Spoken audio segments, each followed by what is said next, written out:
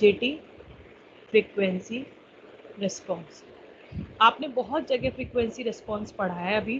क्या होता है बच्चों फ्रीक्वेंसी रिस्पॉन्स? क्या होता है? What do you mean by frequency response? Not the BJT frequency response but any frequency response. क्या होगा? Any idea? हम हर बार पढ़ चुके हैं, फिल्टर में भी हम फ्रीक्वेंसी रिस्पॉन्स पढ़ते थे। बताओ।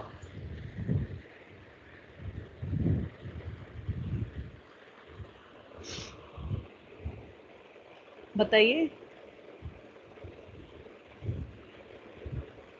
बेसिकली फ्रीक्वेंसी रिस्पॉन्स जो होता है उसमें क्या करते हैं हम, एक फ्रीक्वेंसी रिलेटेड एनालिसिस करते हैं। It is a graph. किस किस के बीच में ग्राफ होता है? बिटवीन, बोलो, आवाज आ रही है मेरी? Gain in dB and frequency. Basically the frequency response is the graph between the gain and the frequency. अगर हमें किसी भी डिवाइस का, कोई सर्किट का, किसी एलिमेंट का कोई रेस्पॉन्स देखना है with respect to the AC analysis, मतलब हमें किसी की एसी एनालिसिस करनी है, हमें ये देखना है कि अगर मैं इसकी फ्रीक्वेंसी को चेंज कर दूं तो इसके बिहेवियर पर क्या इफेक्ट आएगा। और सबसे बड़ा इंपॉर्टेंट फैक्टर जो है दैट इज गेन। तो अगर मैं अपना गेन का रिस्पॉन्स देखूं फ्रीक्वेंसी के साथ, then it is known as frequency response. और आज हम देखने वाले हैं बीजेटी का फ्रीक्वेंसी रिस्पॉन्स।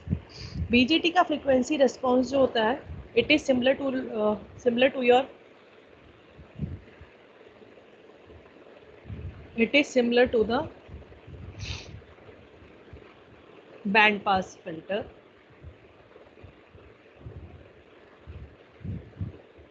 याद है बैंड पास फिल्टर का कैसा होता था फ्रीक्वेंसी रिस्पॉन्स?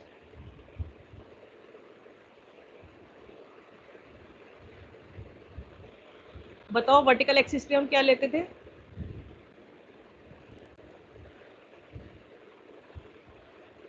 बोलिए, वर्टिकल एक्सिस पे हम क्या लेते हैं? गेन। वेरी गुड, गेन लेते हैं। और गेन ज़्यादातर हम किस में लेते हैं? डीबी में। ठीक है, इसलिए मैंने यहाँ पर डीबी दिखा दिया। और हॉरिजॉन्टल एक्सिस पे हम क्या लेते हैं? फ्रीक्वेंसी। अगर आपको याद होगा, गेन वर्सेस फ्रीक्वेंसी प्लॉट जो होता है, हम एक स्पेशल टाइप के ग्राफ पे हम प्लॉट करते हैं जिसका नाम होता है बॉडी प्लॉट। हमने जहाँ पर गेन मार्जिन और फेज मार्जिन पढ़े थे, वहाँ पर भी हमने इस चीज़ का डिस्कस किया था, बॉडी प्लॉट। एक्चुअली फ्रीक्वेंसी की जो रेंज होती है वो बहुत ज़्यादा बड़ी होती है, जिसके लिए हमें क्या करना पड़ता है कि फ्रीक्वेंसी को लॉग एक्सिस में प्लॉट करना पड़ता है। और लॉग एक्सिस में प्लॉट करने के लिए हमारे पास स्पेशल टाइप के ग्राफ्स आते हैं। जो नॉर्मल आप ग्राफ पेपर यूज़ करते हो उससे अलग एक ग्राफ पेपर आता है, शायद आप लोगों ने, पता नहीं किसी ने देखा है या नहीं देखा है। उसमें लॉगरिथमिक एक्सिस होती है, ठीक है, फ्रीक्वेंसी की। तो ये है मेरा एक फ्रीक्वेंसी रिस्पॉन्स जो मैं बना रही हूँ एक बीजेटी के लिए। यहाँ पर वर्टिकल एक्सिस पे मैंने दिखाया है आपको गेन, और हॉरिजॉन्टल एक्सिस पे दिखाया है मैंने फ्रीक्वेंसी। यूजुअली जब आप प्रैक्टिकली इसको प्लॉट करेंगे तो यहाँ पर जो फ्रीक्वेंसी होगी, सिंपल करने के लिए आपको उसको लॉगरिथम इस स्केल में प्लॉट करना पड़ेगा। तो अगर आप इसका एक प्लॉट बनाते हैं अपने बीजेटी के लिए, तो ये प्लॉट कुछ इस तरीके से आता है। ठीक है, ये किसका प्लॉट था? और ये आपका क्या है? मैक्सिमम गेन है।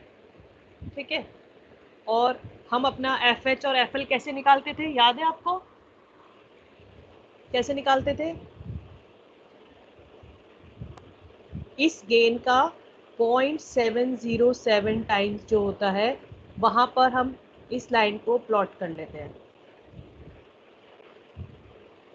ठीक है, और जिस पॉइंट पर ये कट करता है आपके फ्रीक्वेंसी रिस्पॉन्स को, वहाँ से नीचे हम 2 पॉइंट फाइंड आउट कर लेते हैं अपने फ्रीक्वेंसी के। ठीक है, इसको हम एफ एच का नाम देते हैं, इसको हम एफ एल का नाम देते हैं। आपका ये बीजेटी का फ्रीक्वेंसी रेस्पॉन्स कर्व है। मैं आपको बता दूं कि इसका जो ये वाली जो रेंज है, ये वाली रेंज, इसको हम बोलते हैं मिड फ्रीक्वेंसी रेंज, ठीक है, या मिड रेंज के नाम से भी हम शॉर्टकट में इसको लिख सकते हैं। अब आप बताओ, अगर आपसे कोई डेफिनेशन पूछ ले, what do you mean by the mid range of the BJT amplifier, तो आप इस ग्राफ को देखकर मुझे आंसर बताओ कि मिड रेंज को आप कैसे डिफाइन करोगे। बताओ पहले, प्लीज टेल मी।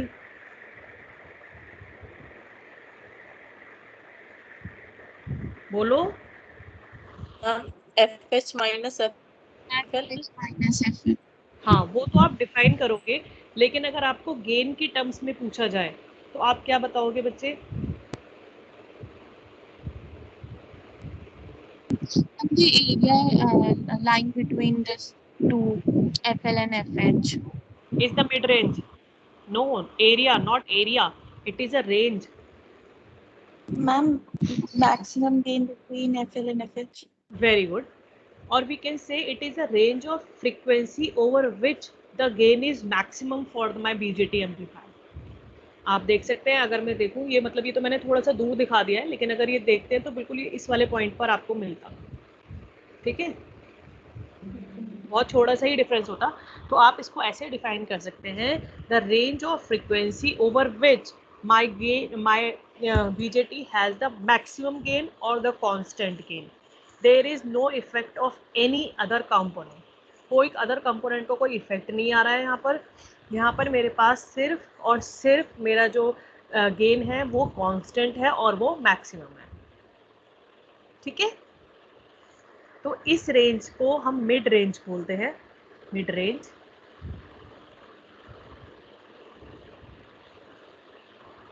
और मिड रेंज के अंदर गेन आपका क्या है, कांस्टेंट है, और आप कह सकते हो मैक्सिमम है। ये पॉइंट यहाँ पर याद रखने का है कि देयर इज नो इफेक्ट, और you can say there is negligible effect.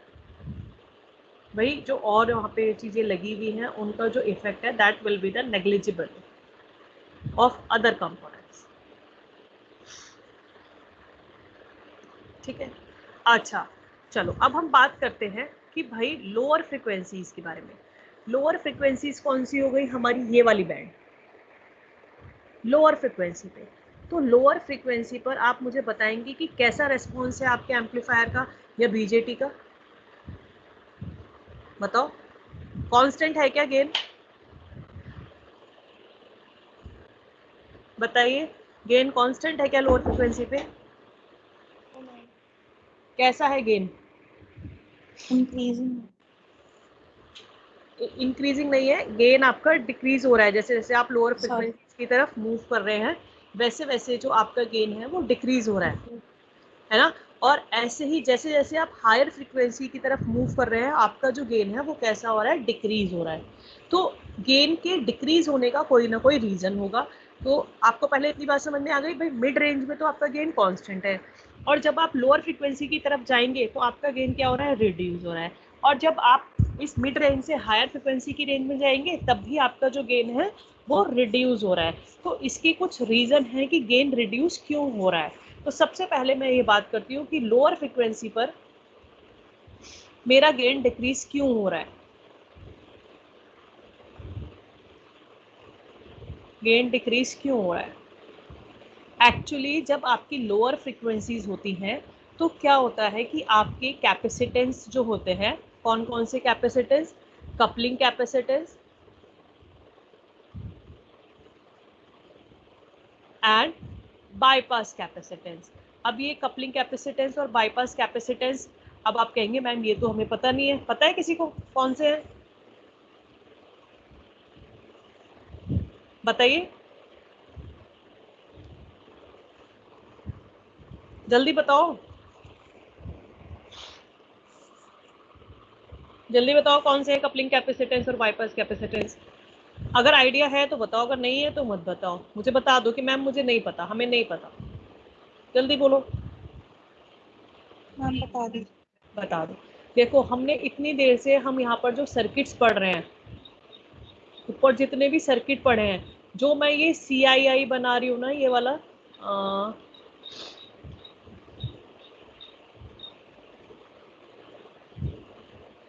ये वाला ये वाला जो कैपेसिटेंस है सी इन और सी आउट, ये क्या है, मेरे कपलिंग कैपेसिटेंस है। और कई बार आपने ये वाला सर्किट भी देखा होगा, यहाँ पर एक कैपेसिटेंस लगता है। एक्चुअली ये वाला कैपेसिटेंस होता है बाईपास कैपेसिटेंस, ठीक है। ये कपलिंग कैपेसिटेंस क्यों है, क्योंकि ये एसी को यहाँ पर कपल कर रहे हैं और डीसी को यहाँ से आने से रोक रहे हैं। पास से एसी और डीसी को स्टॉप कर रहे हैं। ऐसे ही यहाँ पर है, यहाँ पर भी इस पोर्शन में पास कर रहे हैं केवल एसी को, और डीसी को क्या कर रहे हैं, स्टॉप कर रहे हैं। और बाईपास कैपेसिटेंस का है कि अगर यहाँ पर कोई एसी वैल्यू अवेलेबल है तो उसको वो बाईपास कर देंगे, ग्राउंड कर देंगे। मतलब यहाँ पर जो एसी की वजह से कोई एरर आ रहा है या कुछ इफेक्ट्स आ रहे हैं, तो वो यहाँ से रिड्यूस करने के लिए हम यहाँ पर बाईपास कैपेसिटेंस यूज करते हैं। तो आपने ये सी आई और सी नॉट की फॉर्म में देखे हैं, इनको हम कहते हैं कपलिंग कैपेसिटेंस, ठीक है। तो जब हम लोअर फ्रिक्वेंसीज की तरफ जाते हैं तो हमारा बीजेटी का एम्पलीफायर का जो गेन है वो आपका रिड्यूस हो जाता है। रिड्यूस हो जाता है मतलब कि यहाँ पर ये कपलिंग कैपेसिटर और बाईपास कैपेसिटर जो है इनका इफेक्ट आने लगता है, ठीक है। Is it okay? और इसकी वजह से मेरा जो गेन है वो डिक्रीज हो जाता है। अब आप कहेंगे कि मैम केवल ये लो फ्रीक्वेंसी में क्यों आ रहा है इसका इफेक्ट? अगर इनका इफेक्ट हम हाई फ्रीक्वेंसी या मिड रेंज में लेते हैं, मिड रेंज या फिर हाई फ्रीक्वेंसी में, तो क्या होता है कि इनका जो इफेक्ट है, या आप कह सकते हैं इनकी जो वैल्यू है, ये कैसे बिहेव करने लगते हैं, एज अ शॉर्ट सर्किट। आ रही बात समझ में? ठीक है, लोअर फ्रिक्वेंसीज में गेन डिक्रीज होने का ये रीज़न है।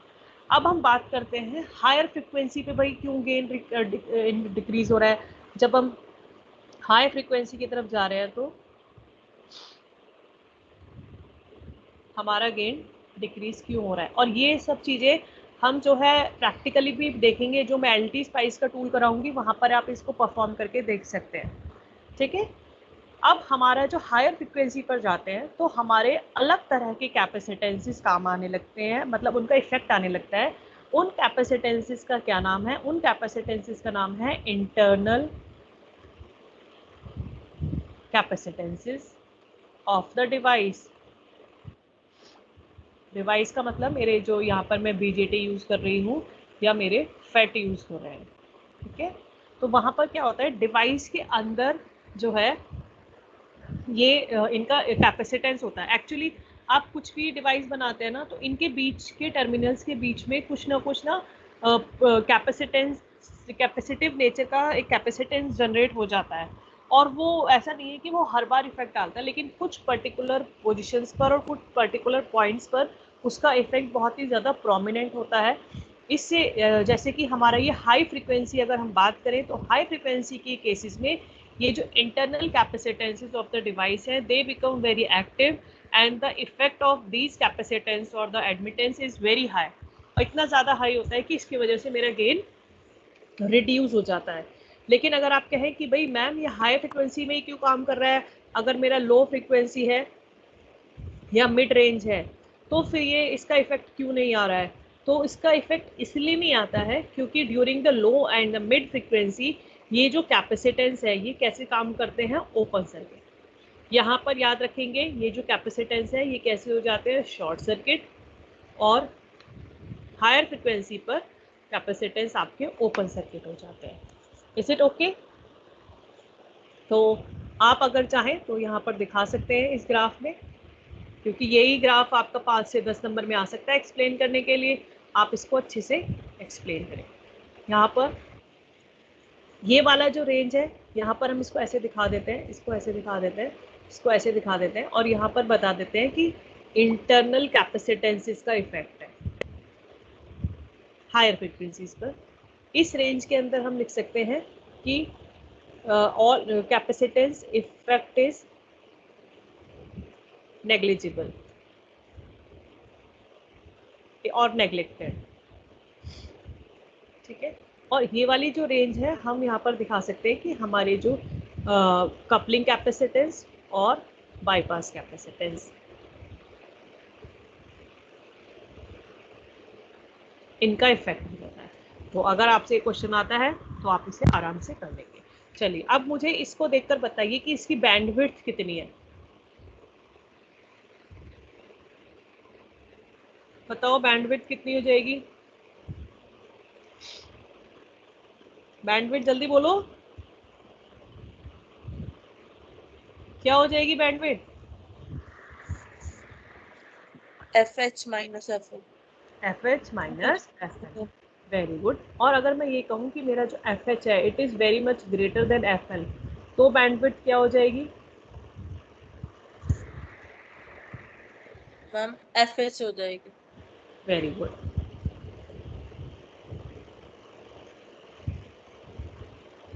ठीक है, अगर आपको न्यूमेरिकल आता है तो आप यहाँ पर कर लेंगे। अगर कई बार एक क्वेश्चन भी आता है जैसे कि हमारा एफिशिएंसी निकालते हैं हम एम्पलीफायर की, इसी तरीके से एम्पलीफायर में एक टर्म यूज होती है गेन बैंडविड्थ प्रोडक्ट। ठीक है, इसको बहुत सारी बुक में दिया हुआ है। It is a very high figure of merit for an amplifier.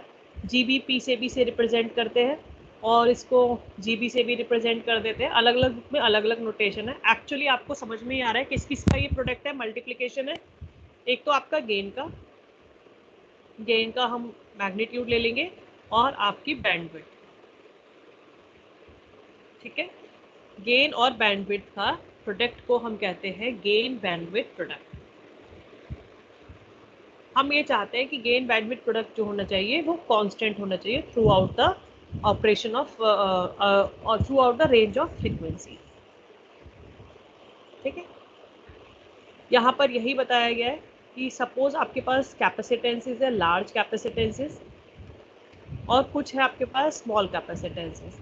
तो लार्ज कैपेसिटेंसेस की जो वैल्यूज होती है वो एक्चुअली माइक्रो फैरेड की रेंज में होती है, और स्मॉल कैपेसिटेंसेस की जो रेंज होती है that is in the pico farad. ठीक है, और यहाँ पर आपकी रेंज ऑफ फ्रिक्वेंसी है, this is low, this is medium and this is high. ठीक है, अब अगर आप मुझे बताओ कि लार्ज कैपेसिटेंस है तो लो फ्रीक्वेंसी भी कैसा काम करेगा। अगर आपको याद हो XC is equal to 1/2 pi omega C होता है, sorry 2 pi FC, 2 pi FC। अब बताओ अगर फ्रीक्वेंसी कम होगी तो क्या हो जाएगा, ये फ्रीक्वेंसी तो कम है लेकिन कैपेसिटेंस की वैल्यू ज़्यादा है, तो लो फ्रीक्वेंसीज पे लार्ज कैपेसिटर का जो इफेक्ट होता है इट इज़ कंसिडरेबल। इफेक्ट को हम कंसिडर करते हैं। अब आ जाते हैं मीडियम रेंज में।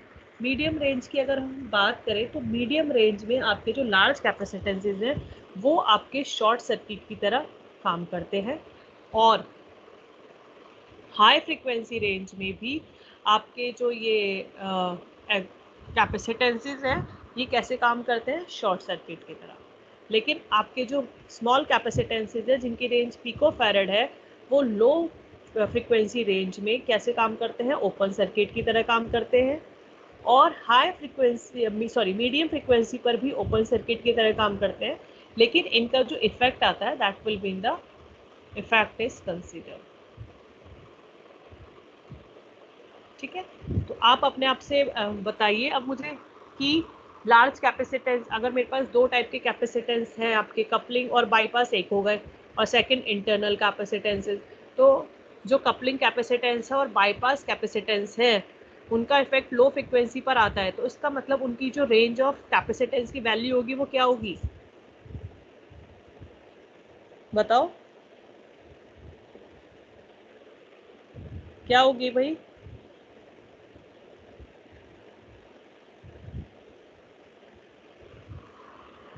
क्वेश्चन समझ में आया आपको मेरा?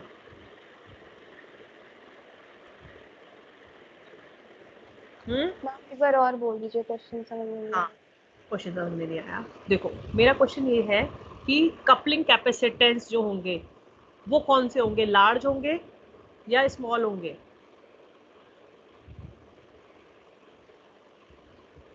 इस ग्राफ को देखो, कपलिंग कैपेसिटेंस लार्ज होंगे या स्मॉल होंगे?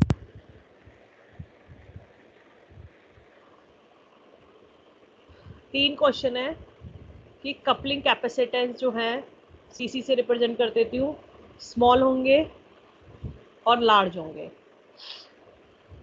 बी है मेरा बाईपास कैपेसिटेंस, वो स्मॉल होगा कि लार्ज होगा। तीसरा है मेरा इंटरनल कैपेसिटेंसेस, ये बताइए लार्ज होंगे या स्मॉल होंगे। पहला जवाब कौन देगा? हाँ, लोअर फ्रिक्वेंसी पे शॉर्ट सर्किट में लार्ज कैपेसिटर यूज करेंगे। समझ में नहीं आया? मैम आपका क्वेश्चन क्या था, एक बार फिर से बता दीजिए, जो आपने लाइन बोली थी ना।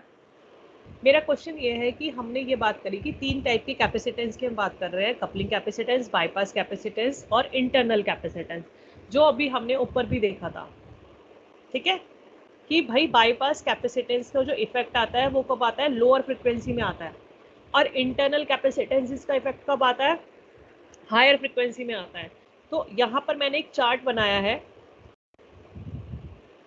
कहाँ गया? गायब हो गया?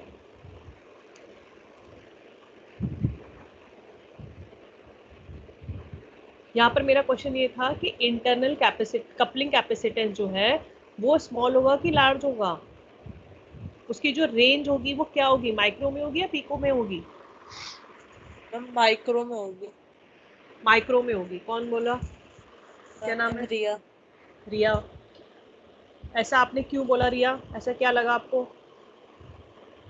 कि मैम आपने बताया कि वो लो में ज्यादा इफेक्टिव होता है। मैम लो में कंसिडरेशन तभी आती है जब लार्ज कैपेसिटर होता है। वेरी गुड, वेरी गुड, बिल्कुल सही बात कही है रिया ने। रिया को ये कॉन्सेप्ट बिल्कुल समझ में आ चुका है। इसका मतलब कि भाई अगर मैम ये कह रही है कि लो का इफेक्ट केवल लार्ज कैपेसिटेंस का इफेक्ट केवल लोअर फ्रिक्वेंसी में आ सकता है, तो आप यहाँ पर देख सकते हैं, मैं बार बार ये शायद अच्छे से सिंक नहीं हो पा रहा, कि लोअर फ्रिक्वेंसी की रेंज में मेरा कपलिंग कैपेसिटेंस और बाईपास का इफेक्ट आता है, और हायर फ्रिक्वेंसी पर मेरा जो कैपेसिटेंस मैं यूज़ करूँगी उसकी वैल्यू पिकोफैरेड में होनी चाहिए। तो कल को आपको अगर कोई न्यूमेरिकल डिज़ाइन करना है तो आपको समझ में आ जाएगा कि कपलिंग कैपेसिटेंस और बाईपास कैपेसिटेंस की वैल्यू मुझे ज़्यादा लेनी पड़ेगी, और इंटरनल कैपेसिटेंसेस की जो वैल्यू होती है बहुत ही कम होती है। ठीक है, चलिए, यह आपको इसका बेसिक है, यह आपको समझ में आ गया है। अब मैं आपको इसका एक frequency, low frequency response of BJT, इसके लिए मैंने एक वोल्टेज डिवाइडर वाला सर्किट यूज़ कर रही हूँ मैं।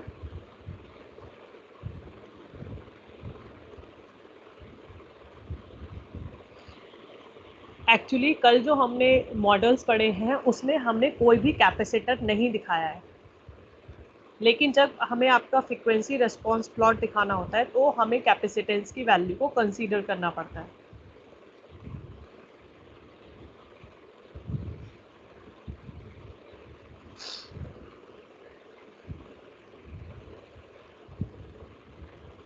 ये कौन सी बाइसिंग है? ये वोल्टेज डिवाइडर बाइसिंग है। अगर आप न्यूमेरिकल करोगे तो आपको समझ में आना शुरू हो जाएगा, नहीं करोगे तो फिर ये बिल्कुल 2 साल बाद जब आप किसी कॉम्पिटिटिव एग्जाम की तैयारी करोगे तब एक्स्ट्रा तुम कोचिंग जो भी करते हो फालतू में उसको करना पड़ेगा, फिर तुम वहाँ जाके फिर यही चीज़ पढ़ोगे।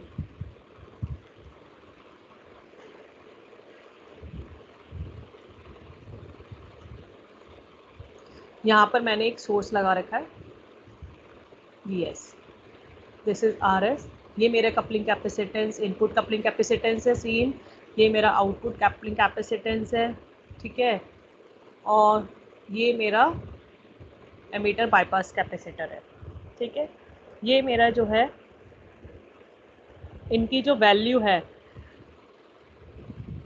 लोअर फ्रीक्वेंसी की अगर हम बात करूं तो लोअर फ्रीक्वेंसी पर मेरा जो सी का इफेक्ट आएगा, CC का इफेक्ट आएगा और CE का एक इफेक्ट आएगा, क्योंकि इसकी वजह से मेरा गेन क्या होता है?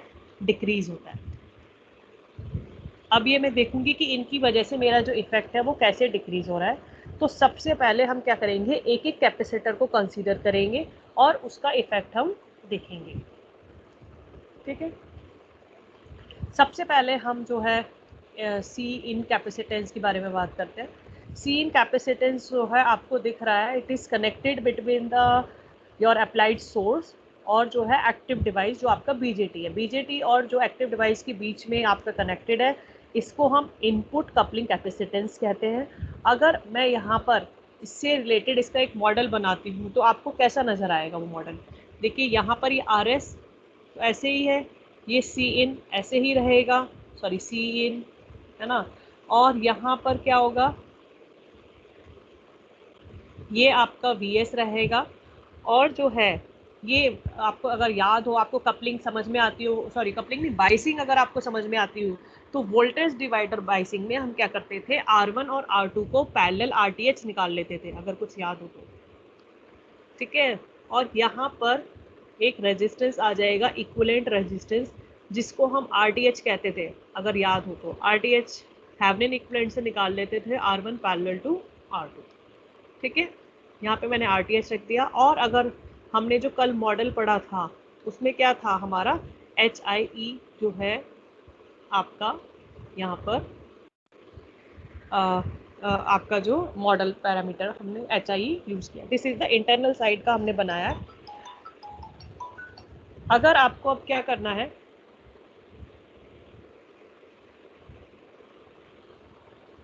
अगर आपको इसका इनपुट इम्पिडेंस निकालना है तो क्या हो जाएगा वो बताओ।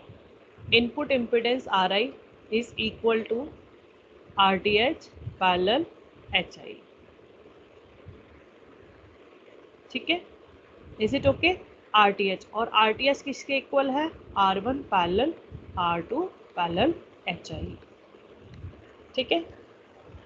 अच्छा, जब आप इसका वोल्टेज गेन निकालते हो या वोल्टेज निकालते हो तो वोल्टेज आपकी इस पोर्शन की, सपोज इस पॉइंट टर्मिनल की वोल्टेज को मैंने VI कंसीडर कर लिया। एक्चुअली VI पोटेंशियली आपका डिवाइस के अंदर जाता है, और अगर आपको VI की वैल्यू निकालनी है तो VI की वैल्यू आप वोल्टेज डिवाइडर रूल से निकाल सकते हैं। ये क्या हो जाएगी, RI into VS upon RI plus RS, ठीक है। बस ऐसे ही सर्किट है, इसको इस तरह से समझ लो।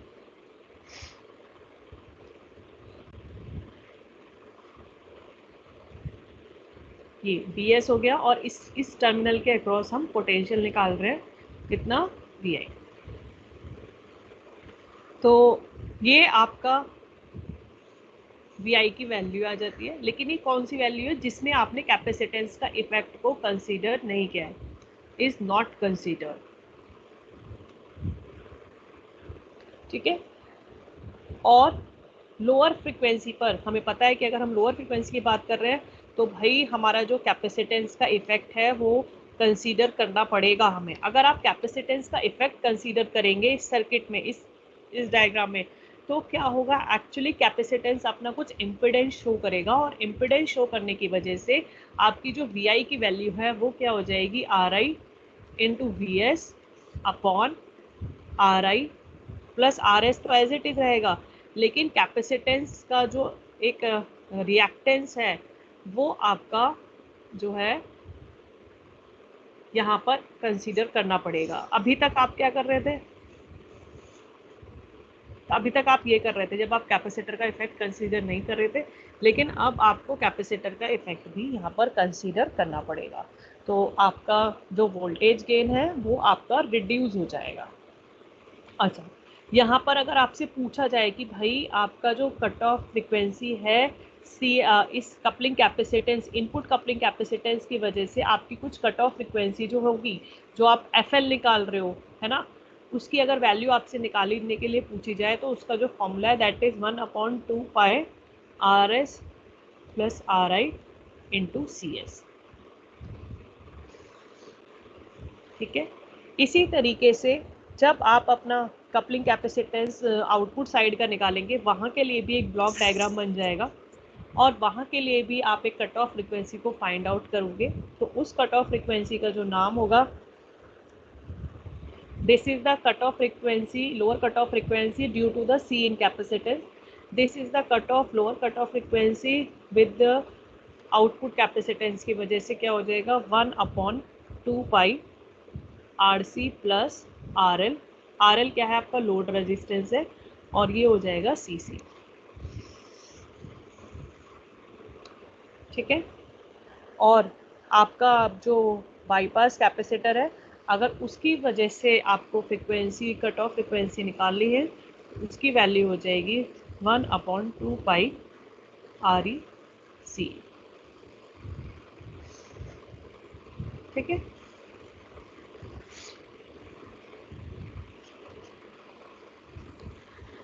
तो ये आपका जो है फ्रीक्वेंसी रेस्पॉन्स है for low frequency response BJT के लिए।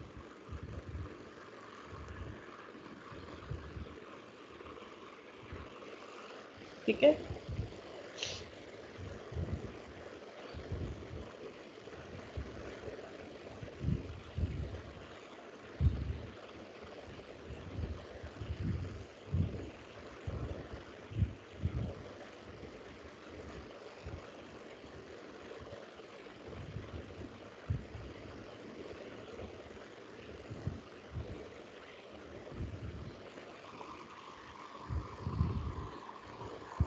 किसी को कोई डाउट है?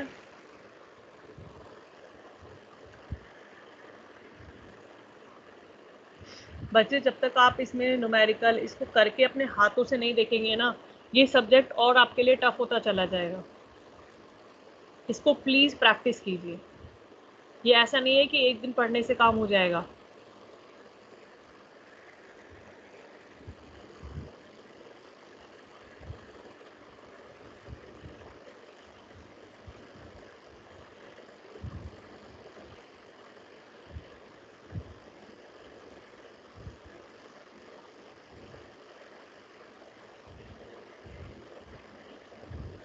मैं अटेंडेंस ले रही हूँ। श्वेता है?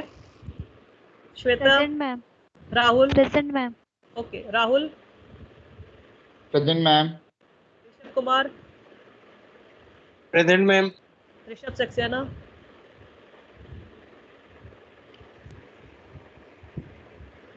ऋषभ सक्सेना?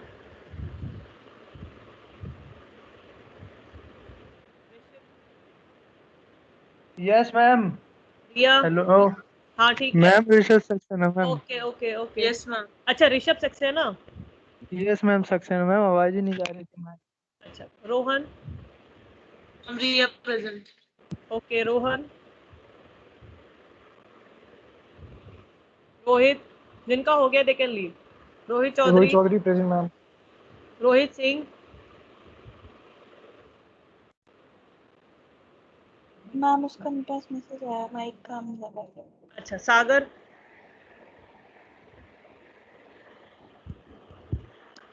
साक्षी? Present ma'am. Sakshi Verma? Ma'am Sameer? Yes ma'am. Sanchi? Present. Okay, Sanchi? Present ma'am. Sandesh? Present ma'am. Satyam Mishra and Satyam Singh? Satyam Singh ma'am present, Satyam Mishra present ma'am. Okay, Saumya and Saurabh? Saurabh Sur present ma'am. Saumya? Shailesh and Shanigdh? Ma'am Shanik present. Okay okay. Shantanu? Shashwat? Excuse me ma'am. हाँ। मैम सौम्या का mic काम नहीं कर रहा है। शाश्वत?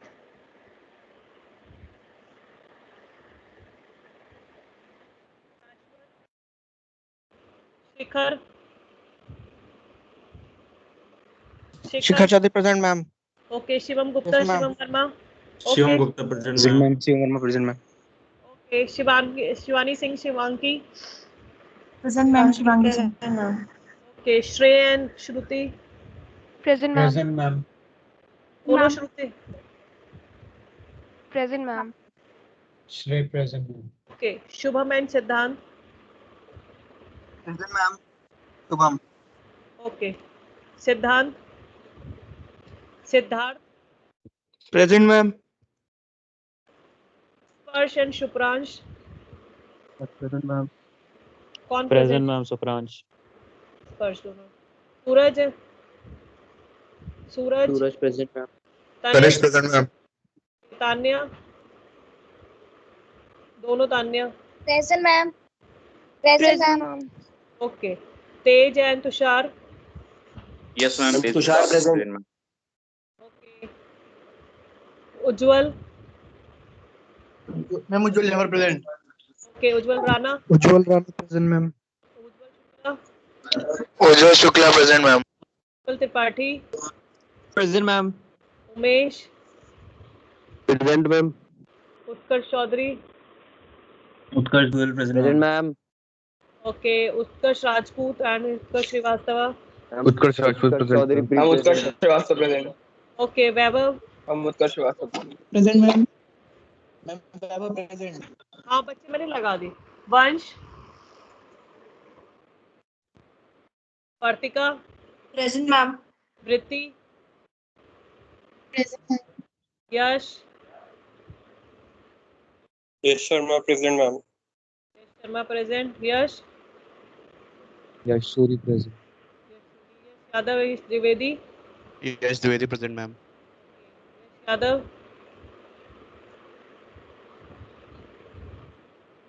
यति।